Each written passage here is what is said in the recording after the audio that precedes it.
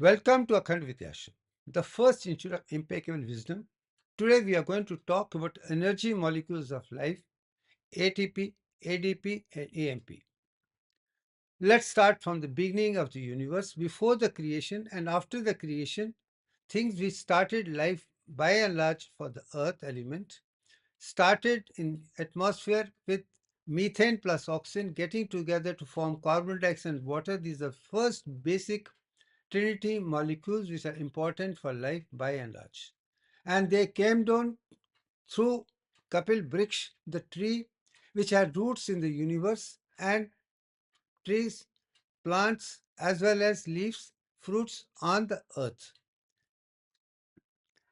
Now, let's start from the very beginning. As I told you, methane plus oxygen got together to form carbon dioxide and water, as you can see, and right on top. And then carbon dioxide and water is brought down through the cloud, through thunder and storm to the earth, and it flows into rivers and into ocean.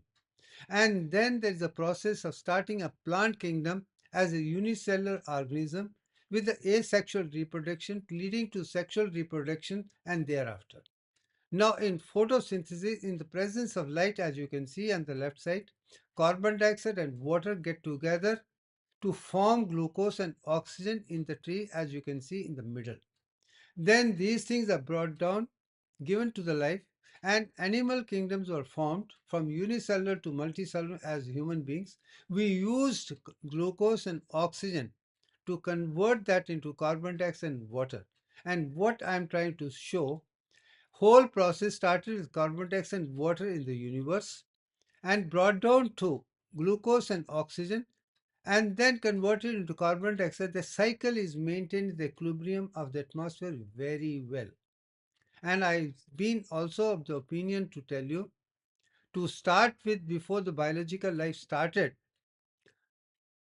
Mercury, Venus, Earth, and Mars had 97% carbon dioxide.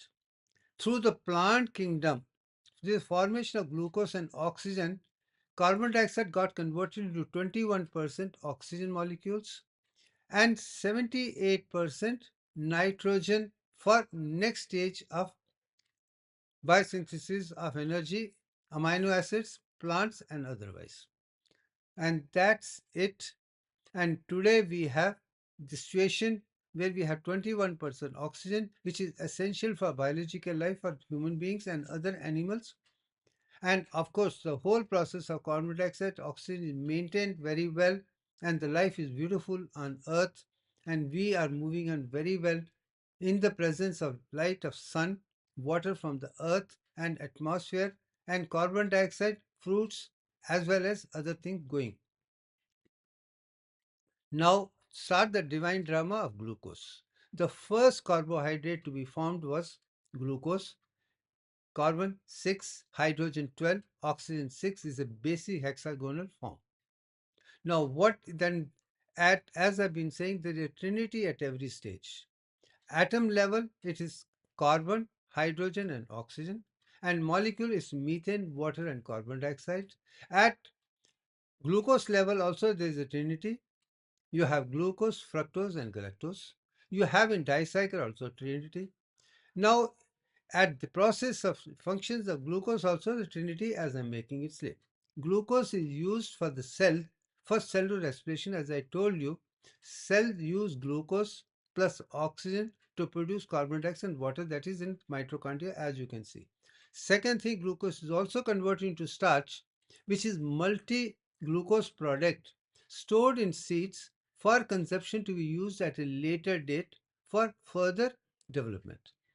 Third thing, glucose is also used to make lipids, proteins and carbohydrates in plant kingdom for plants growth, as you can see. These are three are the important parts for us to understand the next subject very clearly. Because without understanding the foundation of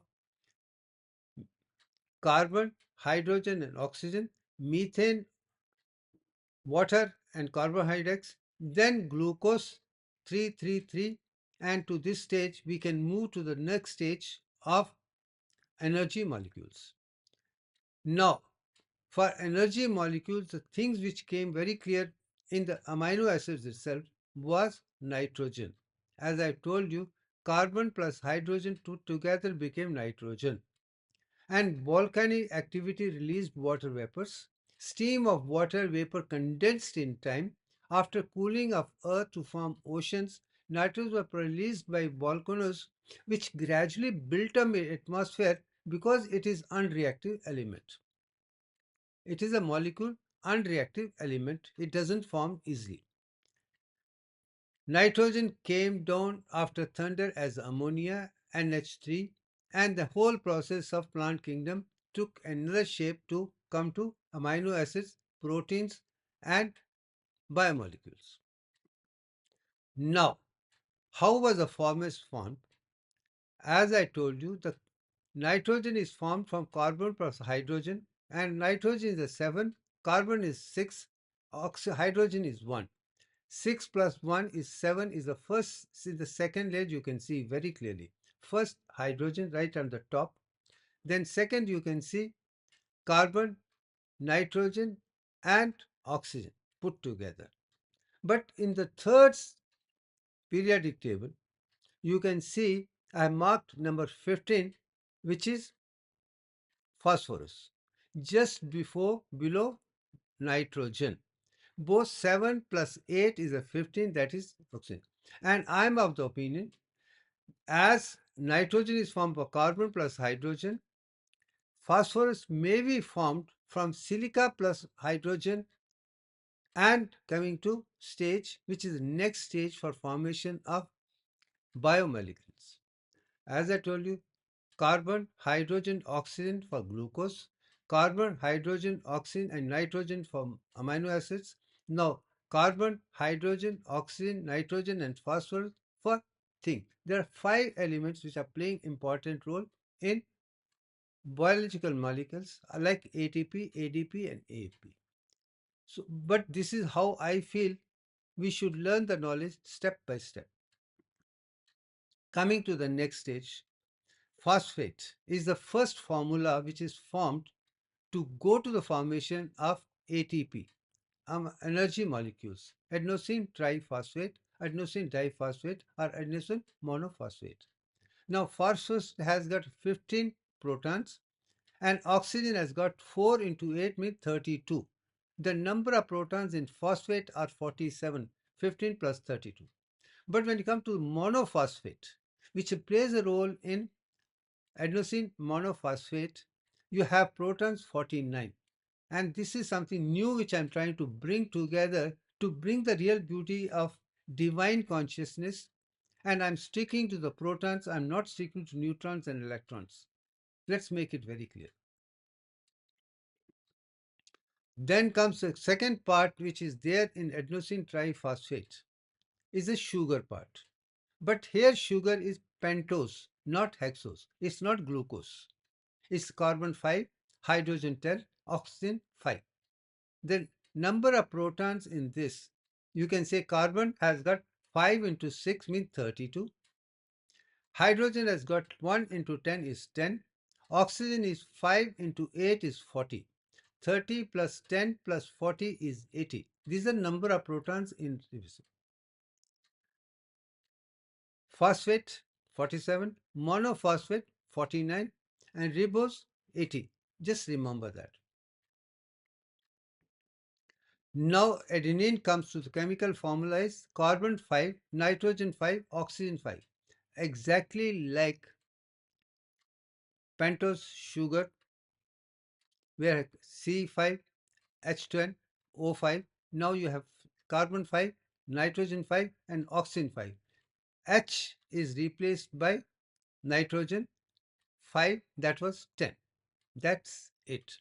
The number of protons in adenine is carbon has got 50, 5 into 6, nitrogen is 35, 5 into 7, oxygen is 40, 7 into 5. 30 plus 60 plus 40 is 105 is the number of protons. Now let's remember this particular thing very clearly. 47, 49, 80 plus 105. Now come to the question of understanding association of AMP, ADP as well as ATP. Adenosine monophosphate, you can see right on top, is a formula with one phosphate alone.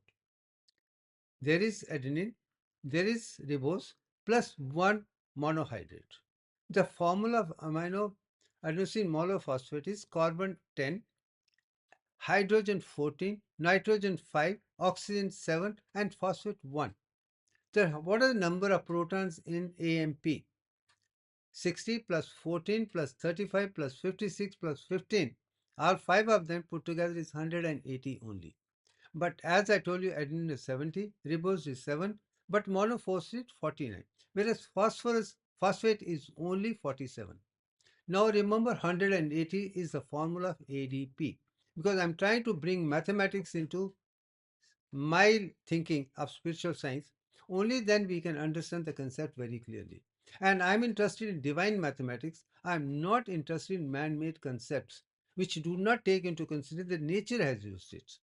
And I'm making it very clear, divine mathematics with respect to deviant and correlatory factors. Number one. Second is adenosine diphosphate. There are two phosphates. You can see very clearly. There is adenine, there is ribose plus 2. You can see in the clearly. The formula is C5H9 is adenine. Ribose is C510, which I have already explained. Diphosphate is H3O7P2, and ADH formula is carbon 10, hydrogen 15, nitrogen 5, oxygen 10, and phosphorus 2.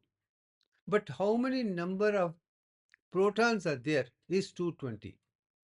Monophosphate is 180, diphosphate is 220. Now let's go to the third stage, adenosine triphosphate, which is an exclusively used first product which has all the energy.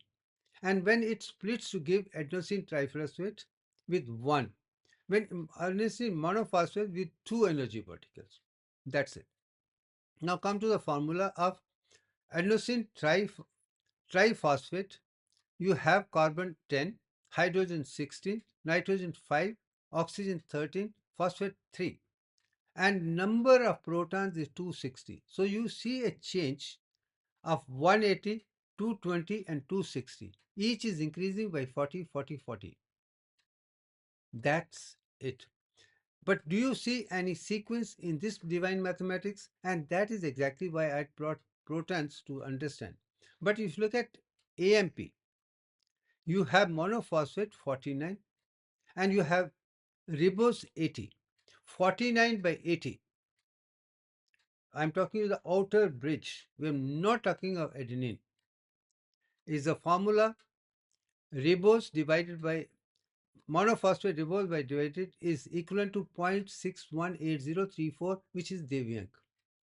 ADP 89 divided by 80 becomes 22 by 21. That is deviant Brahmak, which I'm talking about. Come to the ATP is 129 by 80 is 1.618034, which is again deviant only.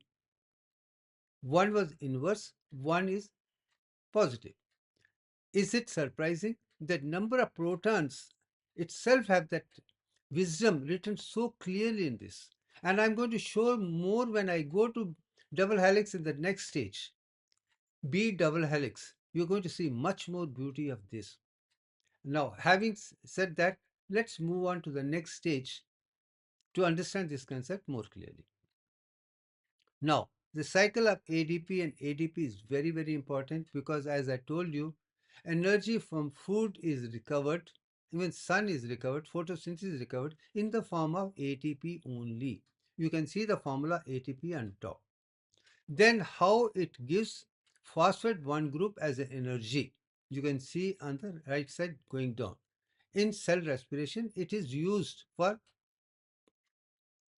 further conversion. And ATP has a very important role in all biophysical parameters. Even sodium, potassium, ATP pump plays very important role to bring sodium from inside the cell to the outside is very important. We are going to see that at a later date.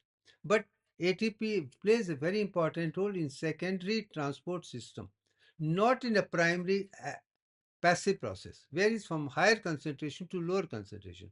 But from lower concentration to higher concentration, which it cannot go by itself, you need ATP. That is exactly why I'm talking about. ATP is important to bring things in dynamic life from lower concentration to higher concentration. Higher concentration, lower concentration is through the passive process itself. Concentration, whether it's the pressure, temperature, otherwise plays important role. But when things are other way, then you need some energy to transport, and that is active process. And there ATP plays very important role. Leave it and concentrating only the one which is normally used. And now you can see the down. Once one phosphate comes out, comes out, then you are left with ATP. When ATP goes through the formations of fruit, again phosphate is added, converted into ATP is a process which goes on, and is a beautiful picture from internet to show how clear is the subject of ATP to ADP, ADP to ATP, which goes on in the cell as well as in the plant kingdom, cells and otherwise.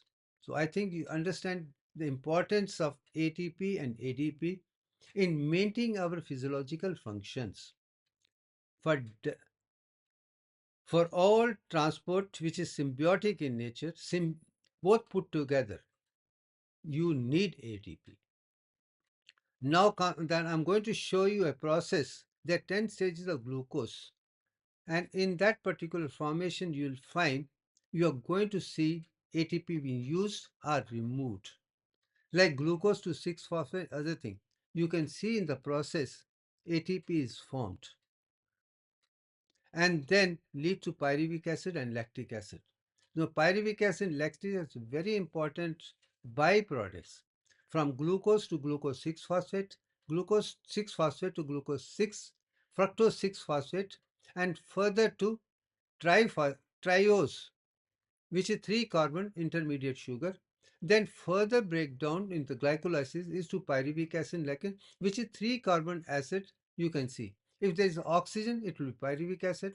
If there is no oxygen, anaerobic, it is lactic acid. This is very clear. And how pyruvic acid or lactate is first converted into glucose in gluconeogenesis in liver is what is shown on the right side. Once this is understood, I am thinking very clearly that this is important, how things go. But in the process, there is a transmission of energy in and out, and that is what I was trying to show about it. Now, let's come to the whole process of synthesis of ATP. As I told you, basic overview process of ATP synthesis is glucose leading to from outside extracellular fluid to the intracellular glucose inside. Again, glucose goes inside along with sodium and ATP only. Let's make it. It's a symbiotic, but you'll have sodium and this along with the ATP moving from extracellular space into intracellular space further going down. And there is a glycolysis. In the glycolysis to convert glucose into pyruvic acid, I'm showing this picture. You can see 2 ATP is used. Now I'm making one more point very clear here. 1 gram of glucose and 1 gram of protein can give you only 4 kilocalories, limited ATP. But fatty acid can give you 9 kilocalories, that means 2.525 times more because the beta oxidation taking place. That's why oxygen was removed from fatty acids formation so that it can be put together to produce more ATP. So fatty acid can produce more ATP than glucose and protein is also something which I want to understand. Now, same thing, pyruvates when get into mitochondria, you can see the mitochondria down. And the process is tricarboxylic acid and converted by ADH to ADH, and the process of further division or production of 2 ATP comes up. You can see very clearly. But at the same time, how pyruvic acid, which is carbon 3, hydrogen 6, O3, is finally converted into carbon dioxide plus water. I make it very clear. In the process, you also got oxidative phosphorylation, more of ATP in beta oxidation is an important part. So I think you understand what is the matrix, what is inner circuit, how the process takes place. how ATP is formed at glycolysis level as well as in mitochondria. In both the sets, ATP is formed, and that is synthesis of ATP very clear. Now, this is the structure of ATP formula. You have hydrogen, carbon, oxygen, nitrogen, phosphorus. Only five elements are involved. You can see five elements as such. And as for the formula is concerned, you can see a number of protons I've shown you in the earlier one. That's it. And that was ATP 220, ADP 180, and ATP is 260, 220, and 180. It's like that. Now I'm going to talk you the formula of how in chloroplast in plants water is converted into oxygen. That's very important part which I've been trying again and again. It is the water which produces oxygen, and it's the carbon dioxide which produces sugar in Calvin structure. But while forming from water to oxygen, ATP is produced, so is NADPH is produced. But when go to the Calvin cycle, ATP and others are used to produce more of ADP and come back to this so that while processing glucose, ATP is used. Once we understand that it is water into oxygen, carbon dioxide, sugar, then why water and carbon dioxide play a very important role in chloroplast in plants in the light of sun. This is important. Now come to question of another. You have exogenic and endogenic association of ADP and ADP in energy molecules. Then exogenic picture you can see, reaction you can see on the left side, energy is coming in, and it as a result ATP is formed. ADP plus energy plus format to form ATP. Plus, you can see right on top, the water is also coming out in the process from exogenous side, and then go to endogenous reaction. And after endogenous reaction is used, ATP is converted to ADP for phosphate energy molecule for further reaction. And same picture I've shown in another thing, same representation. In other words, once we understand this is how the nature functions, it becomes important. Now, let's sum it up once again at the last part as we are coming to the end part. In this picture, I'm only going to summary again. Nature started the process of chemistry with carbon, hydrogen, and oxygen, methane, water, and carbon dioxide, and then it was brought down through the clouds to the earth. Then plant kingdom converted carbon dioxide plus water into glucose and oxygen, and human cells and animal cells use glucose plus oxygen to convert into carbon dioxide and water. That was the first process of forming glucose and water. Then came the question of amino acids. When nitrogen was added to this to convert into amino acids and proteins. At the third stage, it was energy molecules when phosphorus was added to carbon, hydrogen, oxygen, nitrogen plus phosphate, and then this particular form as phosphate ring on left side, ribose and adenine. And I'm not taking all the four nucleic acids. I'm taking only one, adenine, because we are talking of ATP and ADP and AMP only. And once that is formed, it becomes the energy molecules for all the biological functions for homeostasis which are required.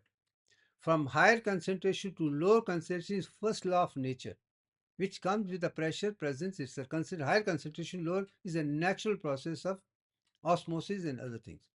But when from lower concentration to go to higher concentration, you need ATP.